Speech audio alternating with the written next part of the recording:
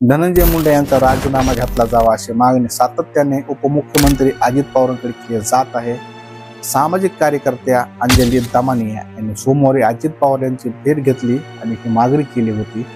तसंच राजीनामा घेतला नाही तर कोर्टात जाऊ असा इशाराही त्यांनी दिला। कोणाचा संबंध असेल तर कारवाई करू अशी आमची भूमिका असल्याचं अजित पवार यांनी प्रसारमाध्यमांशी संवाद साधताना स्पष्ट केलेलं आहे। अंजली दमानिया यांनी काही कागदपत्र माझ्याकडे दिली, ते मी पाहिले। मी आज कॅबिनेट झाल्यानंतर मुख्यमंत्र्याला भेटणार होतो। फोनवरून आमचं बोलणं झालं होतं, समोरासमोर बोलणं झालं होतं। आज ते नागपूरला जाणार होते, त्यांनी मला चेंबरमध्ये बोलून भेटूया असं सांगितलं। त्यांनी मला सांगितलं की अंजली दमानिया मलाही भेटले असून काही कागदपत्र दिले आहेत।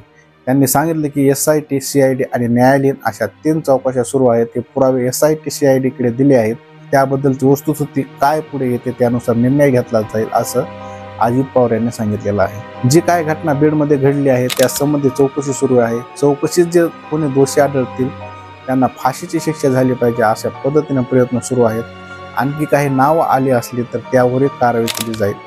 पण जर कोणाचा संबंधच नसेल तर कारवाईचा प्रश्नच येत नाही। पण जर संबंध असेल तर निश्चित कोणाला पाठीशी घातला जाणार नाही, हीच भूमिका मुख्यमंत्र्यासह आमची आहे असं अजित पवार यांनी स्पष्ट केलं आहे। माझ्या वेळी जे काही झालं होतं ते असह्य झाल्यामुळे राजीनामा दिला होता। चौकशी सुरू असून दोषी आढळलं तर त्यांना पाठीशी घातलं जाणार नाही असंही ते म्हणाले।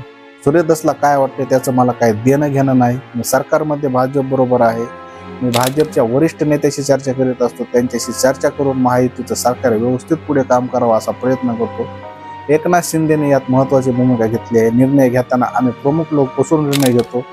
जर वेगवेगळ्या पक्षातील खालचे कार्यकर्ते बोलू लागले तर त्याला काही अंतच उरणार नाही। जी काही भूमिका असेल तर अमित शहा, देवेंद्र फडणवीस, JP नड्डा, चंद्रशेखर बावनकुळे सांगतील असं अजित पवार यांनी स्पष्ट केलेलं आहे। मी उद्या रात्री संभाजीनगर आणि तेथून बीडला जाणार आहे। अर्धा दिवस बीडला जाणार आहे। तेथील पालक सचिव वाघमारे यांनाही येण्याची सूचना केलेली आहे। संध्याकाळी पुण्यात बैठकीसाठी येणार आहेत अशी माहिती अजित पवार यांनी दिली आहे। नाना पटोले यांनी आमच्या सरकारमध्ये नैतिकता आहे की नाही याबाबत फुकटचा सल्ला देऊ नये असे ते म्हणाले। मी वरिष्ठ पातळीवर चर्चांच्या संपर्कात आहे। खालचे लोक काय बोलतात यावर उत्तर देण्यास बांधील नाही असं त्यांनी सांगितलं।